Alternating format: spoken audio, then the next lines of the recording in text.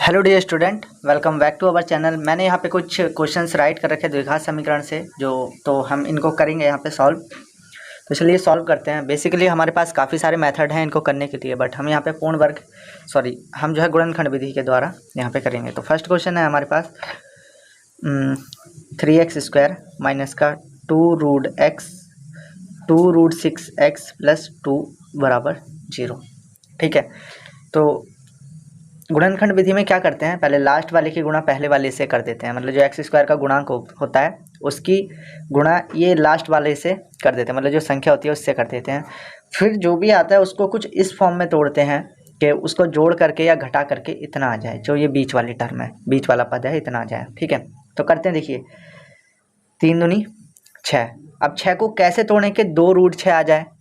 ठीक है, तो इम्पॉसिबल सा लग रहा है, लेकिन नहीं। अगर हम देखो 6 को हम लिख सकते हैं √6 इंटू √6, 2 बार √6 लिख सकते हैं। ठीक है, और अगर इन दोनों की गुणा करें तो 6 आ रहा है, जो कि हमें 3 दूनी 6 भी चाहिए।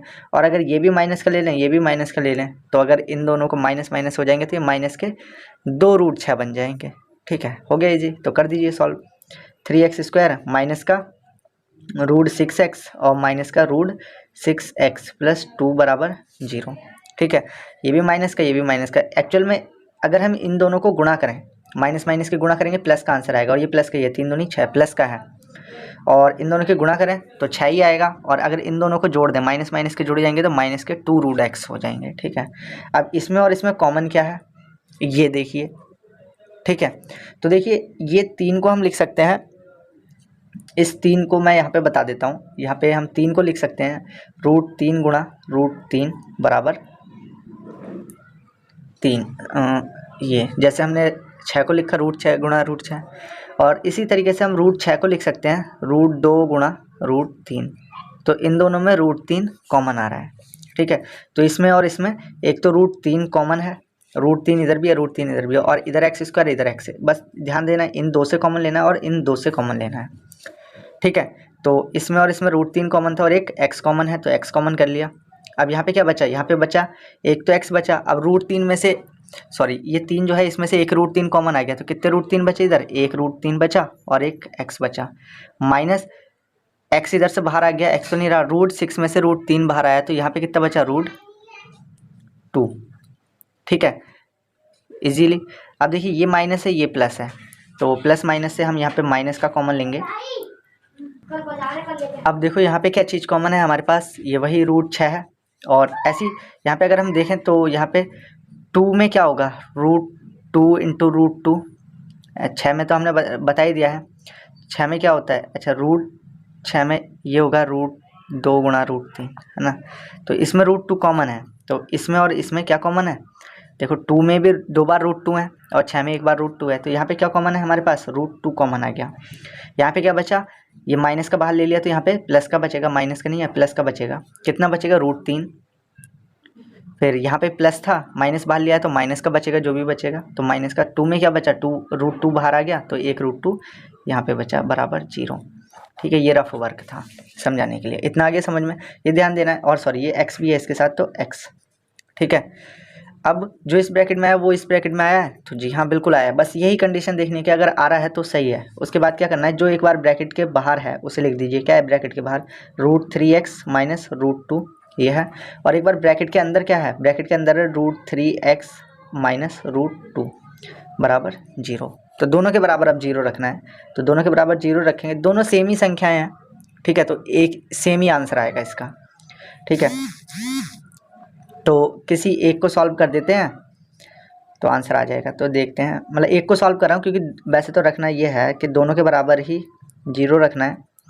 √3x माइनस √2 बराबर 0, दोनों के बराबर 0 रखा है। इसे सॉल्व करते हैं, √3x बराबर, ये 2 को उधर लेके जाएंगे तो ये प्लस का √2 हो जाएगा, और x की वैल्यू निकालेंगे तो ये √2 अपॉन √3, ये आंसर आ गया। सेम आंसर ये यहाँ पे भी यही आएगा। ठीक है, √3x इसे उधर लेके जाएंगे तो प्लस का √2 हो जाएगा, तो x की वैल्यू आ जाएगी √2 अपॉन √3, क्योंकि ये इधर गुणा में इधर बटे में आ जाएगा। तो ये इसके 2 आंसर हैं। ठीक है, चलते हैं सेकंड क्वेश्चन पे। तो सेकंड क्वेश्चन लिख देता हूँ मैं यहाँ पे। ये पहला क्वेश्चन था, ये दूसरा क्वेश्चन है। √2x² प्लस 7x प्लस 5√2 बराबर 0। तो वही चीज़ यहाँ पे देखिए √2 और √2 की जब गुणा होती है, मैंने पहले बताया था कि लास्ट वाले की पहले वाले से गुणा करते हैं। तो जब √2 और √2 की गुणा होगी तो 2 बन जाएगा और 5 पहले से, फिर 5 की 2 से गुणा हो जाएगी तो 10। ठीक है, 5 दूनी 10 बन जाएगा। मतलब मैं यहाँ पे बता देता हूँ कैसे हो गया। ये हो गया 5, ये आपको दिखाई नहीं, यहाँ पे बताता हूँ। ये क्या हो जाएगा, देखो ये हो जाएगा लास्ट वाला 5√2 और इंटू पहले वाला √2।